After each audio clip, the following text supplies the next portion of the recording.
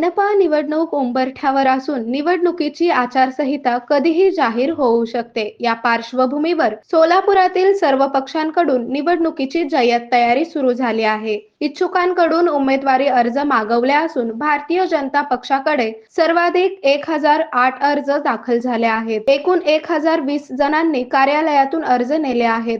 15 व 16 डिसेंबर रोजी पक्षातील वरिष्ठ नेते इच्छुकांच्या मुलाखती घेणार आहेत, अशी माहिती शहराध्यक्षा रोहिणी तडवळकर यांनी दिली. इच्छुकांची प्रचंड गर्दी झाल्याने भाजपने शनिवारी सायंकाळी 6 वाजता डेडलाईन संपवली आहे. इच्छुकांनी कार्यालयात गर्दी केल्याने फोर्टफाडी चौकात काही प्रमाणात वाहतूक विस्कळीत झाली. तसेच इच्छुकांनी बैलगाडी, चारचाकी वाहनातून तसेच दुचाकी वाहनांची रॅली काढत शक्ती प्रदर्शन केले. दुसरीकडे काँग्रेसनेही जोरदार हालचाली सुरू केल्या आहेत. काँग्रेसकडे 150 जणांनी अर्ज केले असून अर्ज सादर करण्यास काँग्रेसने मुदतवाढ दिली आहे. 20 डिसेंबर पर्यंत आता काँग्रेसच्या इच्छुकांना उमेदवारी अर्ज पक्ष कार्यालयात सादर करता येणार आहे. त्यानंतर इच्छुकांच्या मुलाखती होतील, अशी माहिती काँग्रेसचे शहराध्यक्ष चेतन नरोटे यांनी दिली.